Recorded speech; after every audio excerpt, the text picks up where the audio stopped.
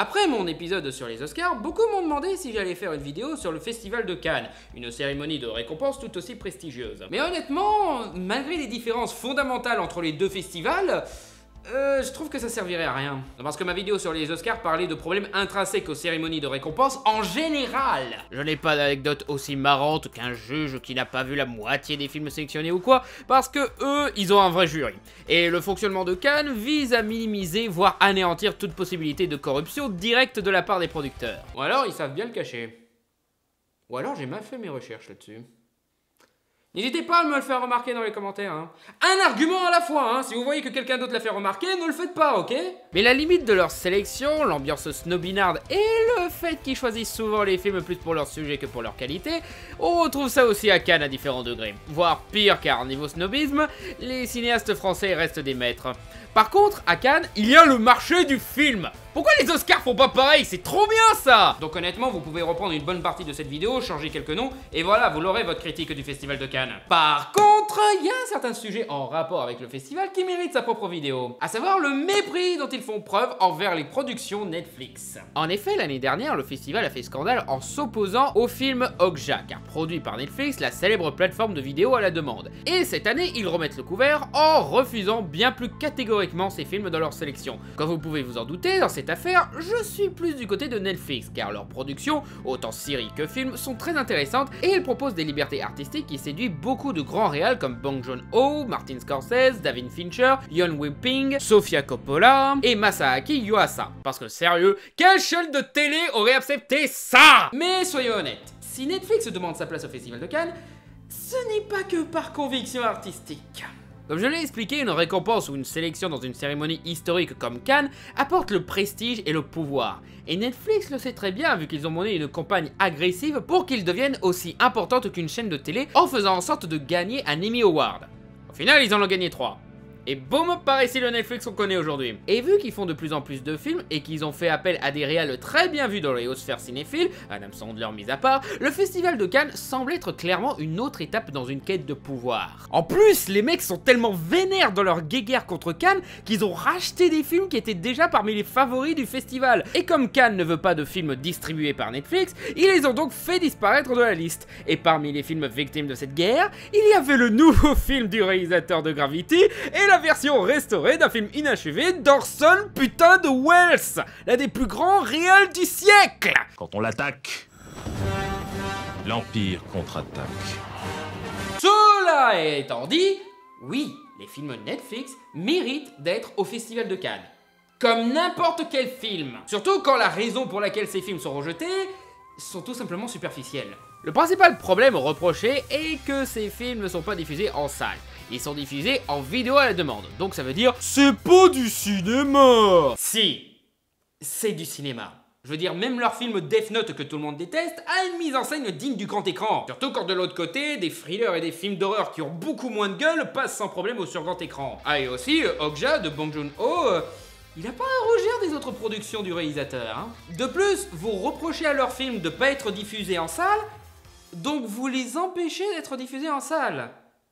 Parce que, ouais, si Netflix veut être au Festival de Cannes, ça veut dire que leurs films seront diffusés en salle. Donc en les refaisant au festival, vous les empêchez d'être diffusés en salle. C'est absurde! De plus, Netflix commence à envisager de plus en plus l'idée de faire leur propre salle de cinéma qui diffuseront leurs films en salle. Donc là, pour le coup, c'est vous qui êtes de mauvaise volonté. La raison plus probable que Cannes ne veut pas de Netflix est le système de distribution.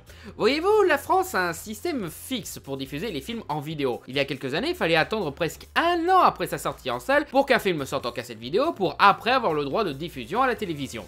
Là où aux États-Unis, ça se faisait en 3 ou 4 mois. La France est adaptée à la distribution 4 mois internationale par peur du téléchargement depuis la fin des années 2000. Parce que mettre plus de temps qu'un autre pays, ça prenait le risque que les gens soient intéressés par le téléchargement d'un film plutôt que d'attendre la sortie française. Netflix par contre, c'est disponible dès sa première. Donc ça envoie un peu chier cette règle. Et du coup ça n'arrange pas l'industrie française qui compte pas mal sur ce schéma et qui refuse de s'adapter, de peur de tuer le cinéma. Ah ça, le cinéma qui sera tué par un nouveau système de distribution. C'est un petit peu le running gag dans Astérix de le ciel nous tombera sur la tête. Avant de croire que la façon de faire de Netflix menace le cinéma, il croyait que le téléchargement allait détruire le cinéma. Oh bonjour, joli graphique qui montre les chiffres des ventes de tickets de cinéma en hausse malgré le téléchargement. Mais qu'est-ce que tu fais là? Et avant le téléchargement, c'était les cassettes vierges qui permettaient de recopier un film ou un truc diffusé à la télé. Et avant les cassettes vierges, c'était les cassettes tout court. Et avant les cassettes tout court, c'était la télévision qui soi-disant représentait une menace pour le cinéma. Donc... et si au lieu de se cogner la tête contre un mur une 100e fois, on le contournait ce putain de mur? Le cinéma n'est pas en danger, encore moins par le système de Netflix. C'est pas comme si Star Wars, Avengers ou d'autres grosses licences passaient sur Netflix. Ils passent toujours en salle et explosent toujours des records de box-office. Et donc le cinéma tourne toujours très bien. Et puis aussi, aller voir un film au cinéma, c'est un plus pour le plaisir cinématographique. Le confort de la salle, l'installation sonore, la taille de l'écran, le plaisir de sortir avec des amis, la famille ou même seul, l'ambiance sombre qui renforce tellement bien l'immersion que le gâcher en parlant ou en téléphonant en est presque un crime. Bon après oui, il y a un risque, certes infime, que le cinéma vient à disparaître. Mais la solution à ça est très évidente. Proposer mieux. Je veux dire, au niveau qualité de programme, de plus en plus de gens commencent à remarquer que les séries télé deviennent meilleures que les films. Bien mieux jouées, bien mieux écrits et même 1000 fois mieux mises en scène, surtout certaines séries Netflix. Encore une fois, David Fincher, série Netflix. 2+2! L'une de ces personnes étant Steven Spielberg, qui déplorait le fait que, malgré leur qualité, les films Netflix ne peuvent pas avoir d'Oscar et doivent se contenter de récompenses pour séries comme les Emmy Awards à cause d'une connerie de catégorisation. Il a aussi expliqué qu'à cause de la surexploitation des blockbusters, des films d'auteurs plus modestes comme les siens sont presque condamnés au format téléfilm. Et justement, pas mal de blockbusters manquent de mise en scène. Surtout les Marvel. À quelques exceptions près, bien sûr. Là où des séries comme Daredevil ou Légion écrasent les films en termes de mise en scène. Donc faites de meilleurs films qui valent le coup d'être vus en salle. Une série Marvel qui est meilleure qu'un film Marvel. Aussi, pour les salles de cinéma en elles-mêmes, misez sur des technologies qui renforcent l'expérience cinématographique et qui ne sont possibles à l'heure actuelle qu'en salle de cinéma. Genre, je sais pas moi, l'IMAX. Vous vous rendez compte qu'à l'heure actuelle, en France, on n'a que 13 salles IMAX? Même le Grand Rex, le plus prestigieux cinéma du pays, n'est pas en IMAX. Disneyland a un IMAX! Et ça, c'est juste pour une invention cinématographique vieille de quelques décennies. Mais le reste, le 60 FPS, le 120 FPS, les Dolby de plus en plus immersifs, ou même des trucs d'attraction comme la 4DX ou la Light Vibe. Misez plus sur ces technologies qui rendent les salles de cinéma toujours pertinentes dans l'appréciation d'un film si vous avez peur que les salles de cinéma viennent à disparaître. Là, t'as James Cameron qui travaille sur une 3D sans lunettes. Que des trucs que l'on peut voir qu'en salle de cinéma et non sur une télévision ou un écran d'ordinateur. Oh, mais ça fait trop parc d'attractions, Disneyland, tout ça machin. Le cinéma tient ses origines des fêtes foraines. C'est littéralement une attraction. À force de péter plus haut que le cul d'un géant, cette élite du cinéma ne fait que renier les humbles origines du médium qu'il représente. Misez sur ça au lieu d'éliminer ceux qui pourraient vous dépasser. Ah mais voilà, tout ça là, ce que je viens de proposer, ça demande des efforts. Ça demande du changement. Et vous aimez pas ça. Vous aimez pas que le cinéma évolue technologiquement parce que vous aimez pas vous dire que le cinéma est une industrie, même si le principe même du cinéma est un équilibre entre l'industrie et l'art. Et ce, depuis ses débuts. Et vous aimez pas quand c'est une technologie que vous ne comprenez pas et qui vous dépasse. Donc vous préférez dire que tous les films qui ressortent de ces nouvelles technologies ne sont pas de vrais films. Le cinéma français et les académies qui les entourent ont toujours vu le progrès technologique comme un ennemi de l'art, passant à côté des apports culturels et artistiques de ces innovations. Il y a des cinéastes français qui ont vu l'intérêt du renouveau du cinéma, comme le numérique ou la performance capture. Le problème, c'est que ces cinéastes sont Pitof et Jamel Debbouze. C'est pour ça qu'ils refusent Netflix. Un refus du progrès de peur que la méchante industrie américaine détruise l'intégrité artistique du vrai cinéma. Alors que les premiers à avoir fait une progression technologique en faveur du cinéma, ce sont des Français.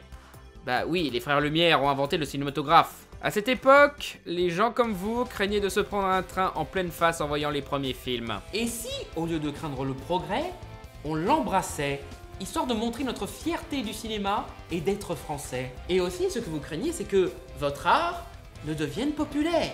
Vous vous complaisez dans votre défense de l'art contre les masses de spectateurs, et donc les systèmes de distribution de plus en plus répandus qui rend l'art de plus en plus accessible à de plus en plus de monde, et ben ça vous enlève votre statut de spécialiste. C'est ce qui se passe quand le monde permet à n'importe qui de devenir un spécialiste sans devoir passer par une de vos écoles. Que pensez-vous du livre de poche? Beaucoup de mal. Pourquoi? Parce que ça a fait lire un tas de gens qui n'avaient pas besoin de lire finalement, qui n'avaient jamais ressenti le besoin de lire. On les a amenés là, avant ils lisaient Nous deux ou La vie en fleurs. Et d'un seul coup ils se sont retrouvés avec Sartre dans les mains. Ça aussi, ça vous fait peur. Alors que le fait que des artistes ont de plus en plus de moyens et malgré tout de plus en plus de liberté artistique et qu'ils ont de plus en plus de moyens d'être vus, bah ça devrait être une grande chose pour le cinéma. Donc, qui c'est qui menace réellement le cinéma dans cette histoire? Ceux qui l'encouragent en l'ouvrant à un maximum de monde ou ceux qui veulent le regarder fermé dans un cercle? Merci d'avoir regardé cette vidéo, n'hésitez pas à liker, à commenter et à vous abonner, et n'hésitez pas non plus à déposer un don pour soutenir l'émission sur mon compte Tipeee, où vous aurez des contreparties comme des badges, des t-shirts ou des choix de sujets pour des petites vidéos. Merci encore pour votre soutien, et à bientôt sur Fermez-la.